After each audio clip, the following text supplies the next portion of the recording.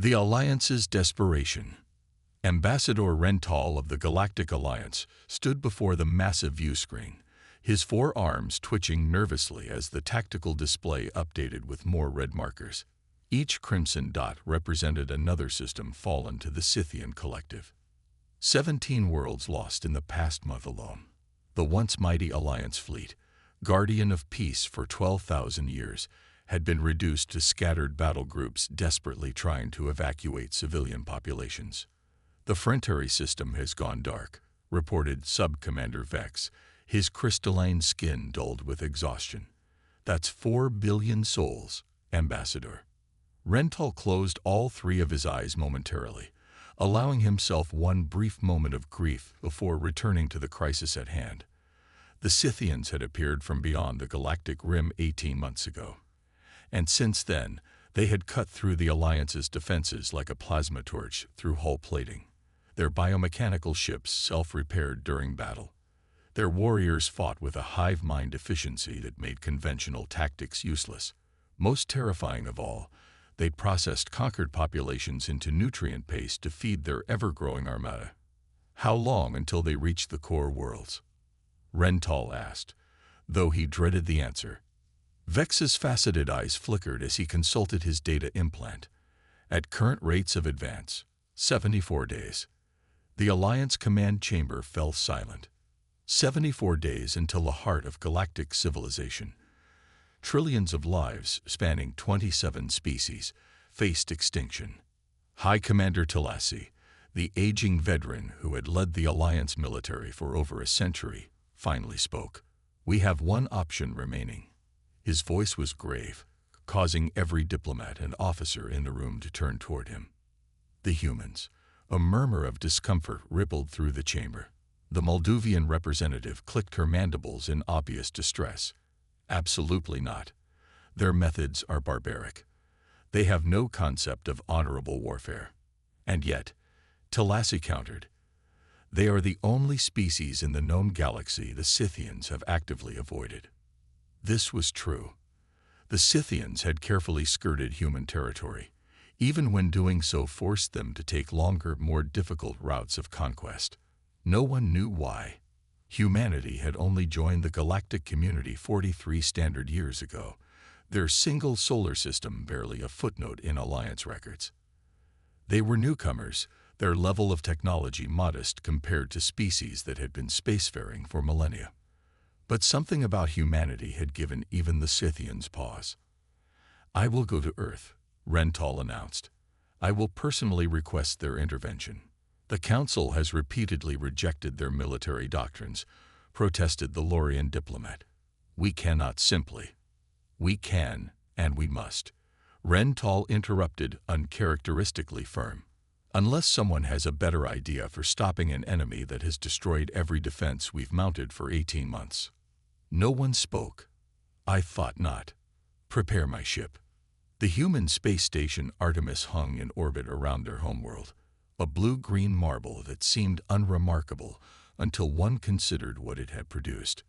Rental's diplomatic vessel docked at the designated port, where he was greeted by a delegation of human military officers. Admiral Helena Kane stood at the front, her dark uniform adorned with minimal decoration, so unlike the elaborate ceremonial attire of Alliance officers. She was tall for her species, with close-cropped silver hair and eyes that seemed to evaluate and calculate with every glance.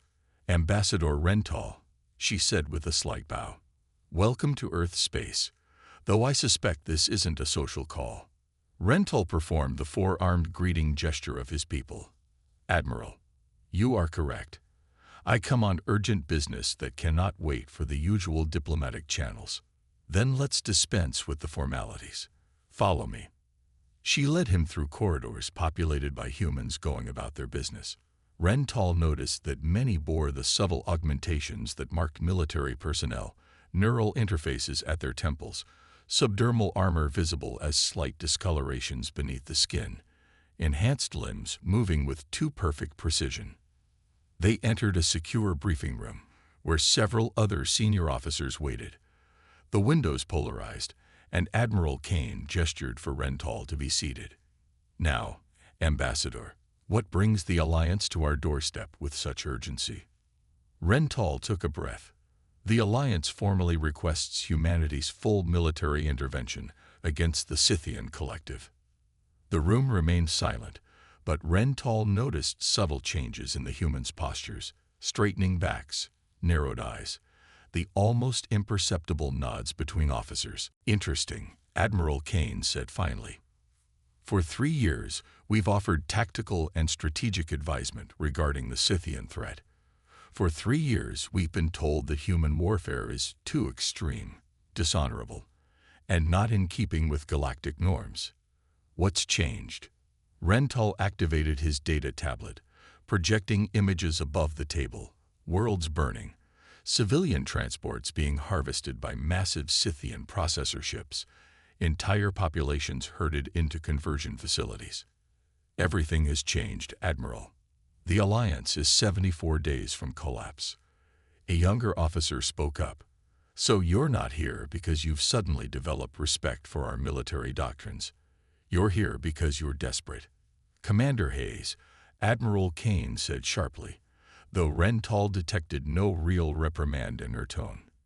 Yes, Rental admitted.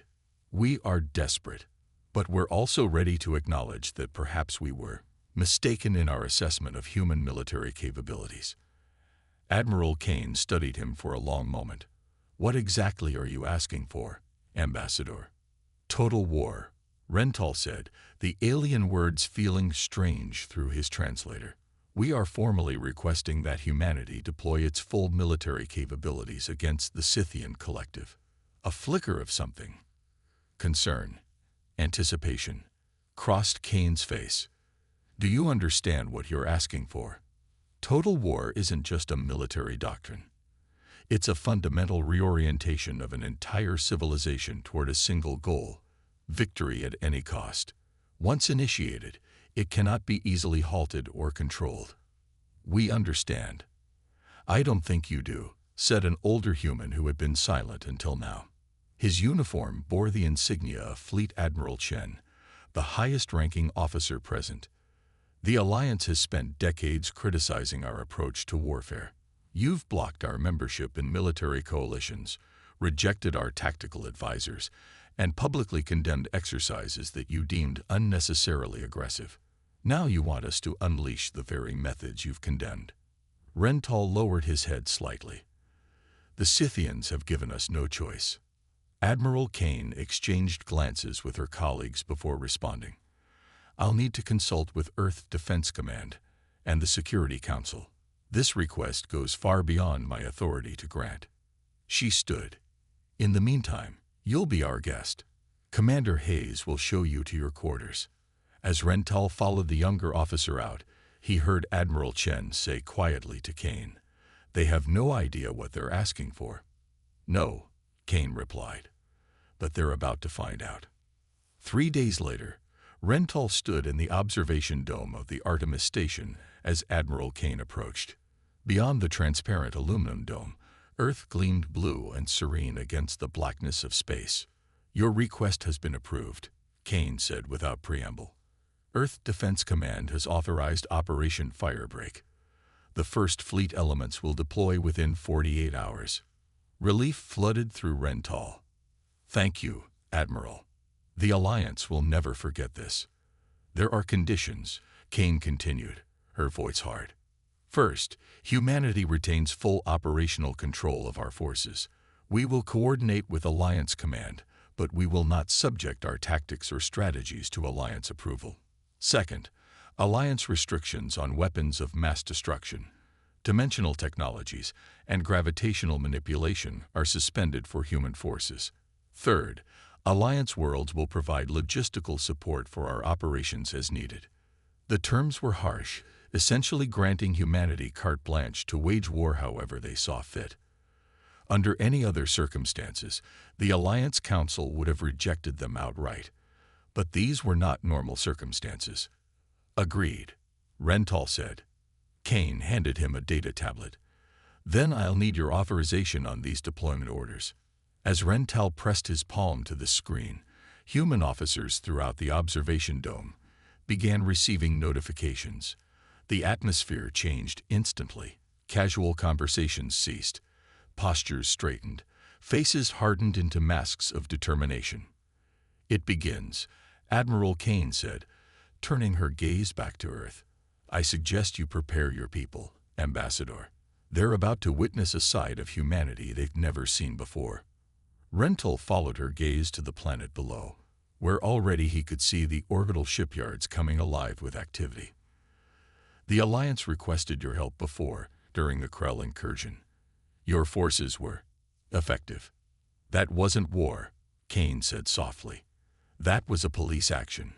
We sent peacekeepers." And now, something cold and ancient seemed to settle over the Admiral's features. "Now we're sending warriors." The Scythian advance fleet entered the Torvak system expecting minimal resistance. Intelligence indicated only a token Alliance presence, a perfect opportunity to harvest another world rich with biological resources. 67 biomechanical ships, each housing thousands of warrior drones, dropped out of FTL near the system's outer gas giant. They detected the human fleet immediately. On the bridge of the Earth battlecruiser Thermopylae, Captain Sarah Martinez watched the tactical display as red markers appeared. "Scythian force confirmed. Numbers match intelligence estimates." Admiral Kane, who had chosen to lead this first engagement personally, nodded. "All ships maintain emissions control. Let them come to us." Ambassador Rental stood at the rear of the bridge, accompanied by several Alliance military observers. This was to be their first glimpse of humans in actual combat against the Scythians. He noticed the peculiar stillness of the human crew, not the nervous tension he would expect before battle, but something colder, more focused. "They're advancing toward Torvak Prime," reported the tactical officer. "Standard formation. Prepare to intercept," Kane ordered. "Deploy the minefield." Rental's translator must have glitched. "Minefield. In space," he whispered to Lieutenant Commander Reeves, his assigned liaison. "Autonomous hunter-killer drones," Reeves explained quietly. "We've seeded the system with 10,000 of them." 10,000. The Alliance would consider 100 drones a large deployment. The Scythian fleet continued its advance, unaware of the trap. As they passed the fourth planet, Admiral Kane gave a simple command: "Activate." Throughout the system, thousands of previously dormant devices suddenly came online. They were small, too small to be easily detected by Scythian sensors focused on capital ships. Each carried a payload of specialized nanites programmed for a single purpose: to consume Scythian biotechnology. The effect was immediate and devastating. Scythian ships began reporting system failures as the nanites infiltrated their living halls. Some vessels lost propulsion. Others spun wildly as control surfaces ceased responding. Panicked communications echoed across the electromagnetic spectrum as the hive mind struggled to adapt. "Phase 2, Kane ordered.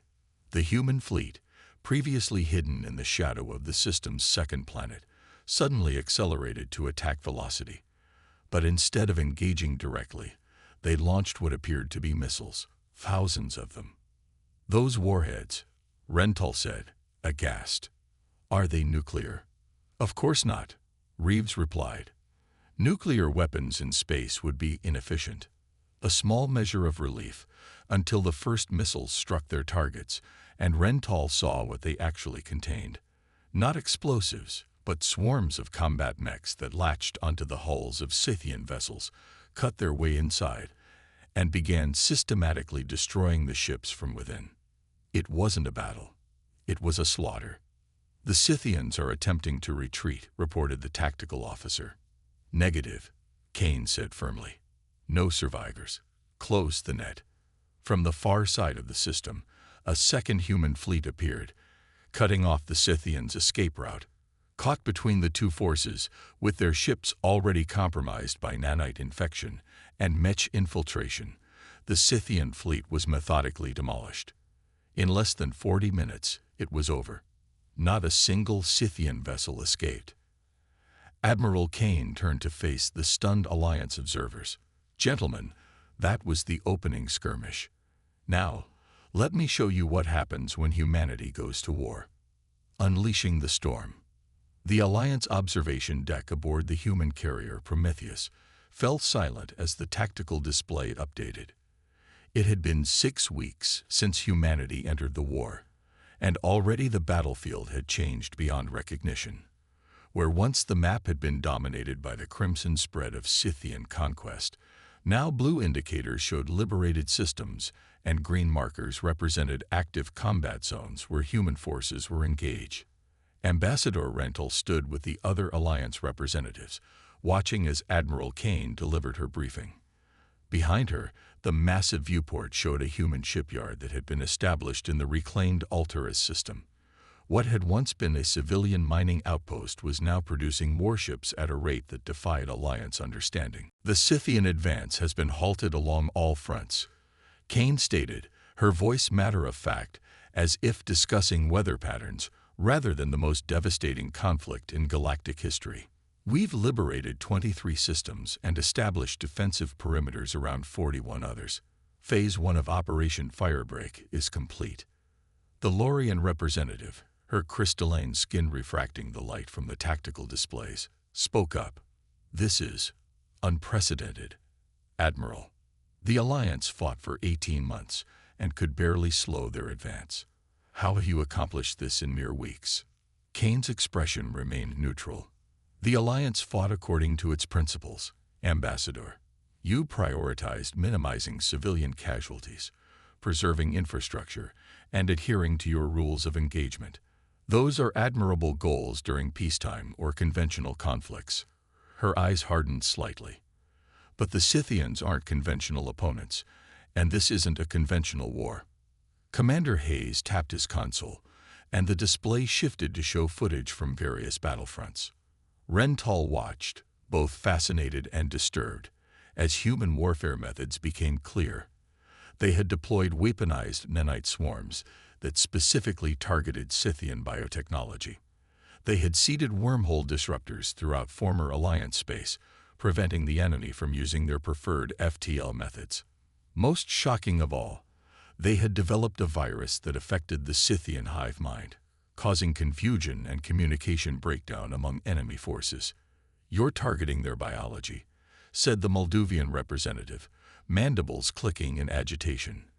This violates the Galactic Conventions on Ethical Warfare. Admiral Chen, who had remained silent until now, fixed the Moldovan with a steady gaze. The enemy processes your people into food, Ambassador. They've destroyed 17 garden worlds. They are not signatories to your conventions, nor do they respect them. He gestured toward the display. We're fighting the war you asked us to fight. The room fell silent again. They had asked for this, had begged for it, in fact. That Rental could not deny. Phase 2 begins tomorrow, Kane continued, moving past the uncomfortable moment. We'll transition from defensive operations to a coordinated counteroffensive across all sectors. And what does this counteroffensive entail? Rental asked carefully. Instead of answering directly, Kane nodded to a civilian who had been standing quietly at the edge of the briefing. The man stepped forward, his simple gray attire a stark contrast to the military uniforms surrounding him. This is Dr. Elias Cohen, Chief Scientist for Project Helios. Kane introduced him. Dr. Cohen's face wore the distinctive neural interface scaring common among human scientists who directly interface with their research. When he spoke, his voice was soft but precise. Project Helios represents the culmination of 70 years of theoretical research into dimensional physics, he explained. Put simply, we've developed a method to temporarily alter the fundamental constants within a localized spatial field. The scientific attaché from the veteran delegation leaned forward. That should be impossible. Improbable, Cohen corrected with the ghost of a smile. Not impossible. We've successfully tested the technology at our Jupiter facility. Rental felt a chill run through him. What are the practical applications of this technology in warfare? Admiral Kane answered this time. When deployed against Scythian biomechanical systems, the Helios field causes their molecular bonds to destabilize. Their ships literally come apart, atom by atom. The room erupted in protests and questions. The Alliance had long ago banned research into fundamental physical constants as too dangerous. The potential for catastrophic accidents or weaponization deemed too great. This technology could destabilize reality itself, exclaimed the veteran scientist. If the field expands beyond your control. It won't, Dr. Cohen interjected calmly. The effect is self-limiting and dissipates after 97 seconds. We've conducted over 300 tests with 0 containment failures. Admiral Chen's voice cut through the commotion. Ambassadors, this technology will be deployed with or without your approval. We agreed to terms when humanity entered this conflict. Full operational control of our forces and suspension of restrictions on our technologies. If you wish to revisit those terms, that is your right. But understand that we will then withdraw our forces immediately. The threat hung in the air. Everyone present knew that without human intervention, the Alliance would fall within weeks. Even with their discomfort at human methods, there was no real choice. When will the first Helios deployment occur? Rental asked, accepting the inevitable. 600 hours tomorrow, Galactic Standard Time, Kane replied. The target is the Scythian staging area in the Vega Proxima system. The Alliance delegation was permitted to observe the Helios deployment from the command ship Hyperion. Rental stood with High Commander Talassi and representatives from 6 other species as the human fleet maneuvered into position around the Vega Proxima system. Scans showed nearly 300 Scythian vessels gathered there, a massive concentration representing nearly a fifth of their remaining forces. Intelligence suggested they were preparing for a major counteroffensive against reclaimed Alliance territory. They would never get the chance. Helios platforms in position, reported the tactical officer. Field generators at optimal charge. Admiral Kane's face appeared on the main view screen. Begin the operation. Deploy Helios. From specialized carriers at the edge of the system, 12 small objects were launched toward the Scythian fleet. They were unremarkable in appearance, simple cylinders that could easily be mistaken for standard probes. Platforms will reach activation range in 30 seconds, the tactical officer announced. Rental noticed the human crew donning specialized eye protection. A young lieutenant approached the Alliance delegation with similar devices. You'll want these, ambassadors, she said, distributing the protective eyewear. The visual effect can be disorienting. As the countdown reached 0, the Helios platforms activated simultaneously. What happened next defied description. The space occupied by the Scythian fleet seemed to shimmer, as if reality itself had become uncertain. Colors shifted beyond the normal spectrum, forcing the view screens to compensate by filtering the worst of the effect. The Scythian ships began to change. At first, it was subtle, hull plating warping slightly, propulsion emissions flickering. Then, more dramatically, entire sections began to distort and dissolve. It wasn't an explosion in any conventional sense. The vessels simply unmade themselves, coming apart in ways that violated normal physical understanding. Within the promised 97 seconds, it was over. Where the mighty Scythian armada had stood ready for battle, now there was nothing but dispersing clouds of elemental particles, the basic atomic components that had once formed ships, weapons, and the Scythian warriors themselves. 300 ships, tens of thousands of Scythian drones. Gone. The silence on the observation deck was absolute. Even High Commander Talassi, a veteran of countless conflicts spanning more than a century, seemed unable to process what he had witnessed. Operation complete, came the calm voice of the tactical officer. No Scythian signatures detected. Field effect dissipating as expected. Admiral Kane's expression remained unchanged as she delivered her next orders.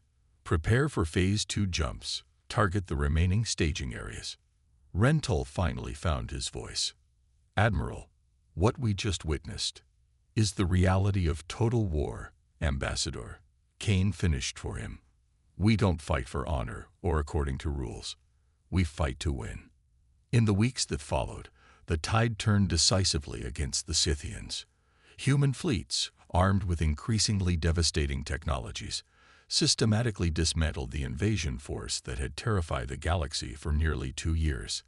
The Helios weapon was deployed selectively, each use carefully calculated to maximize strategic impact while minimizing cosmic disturbance.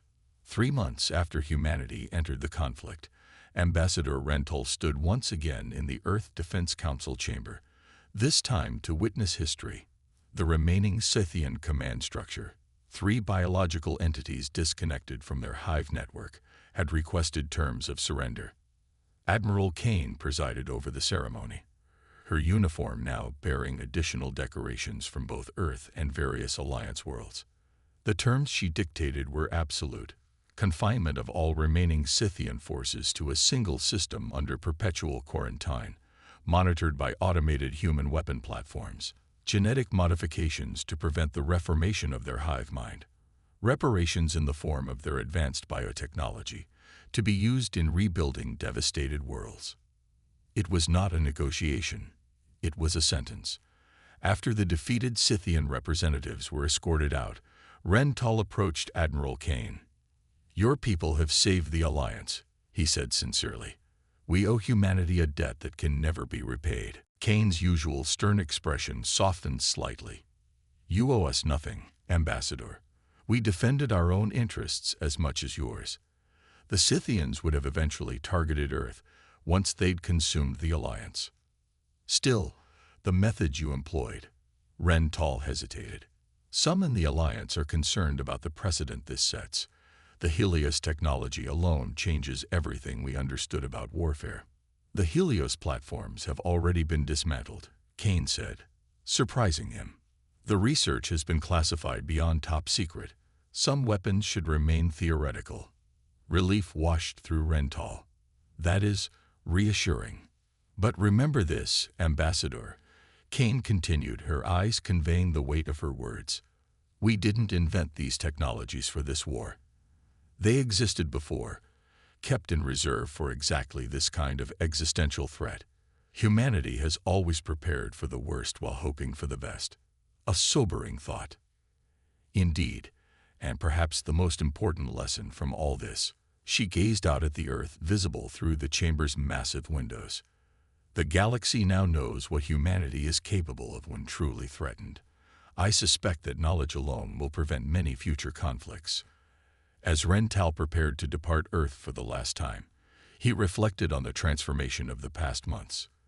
The Alliance had begged for humanity's help, desperate, and on the brink of annihilation. They had received not just aid, but salvation, though at a price none had anticipated. The galaxy would never view humans the same way again. Their ships would be treated with new respect in every port. Their diplomats would speak in councils with the gravitas earned through decisive action.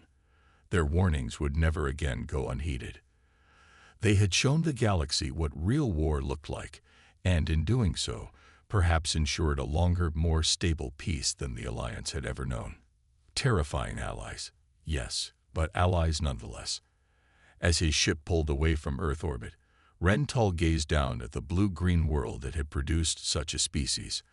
Outwardly unremarkable, yet containing within it the capacity for both unprecedented destruction and remarkable creation.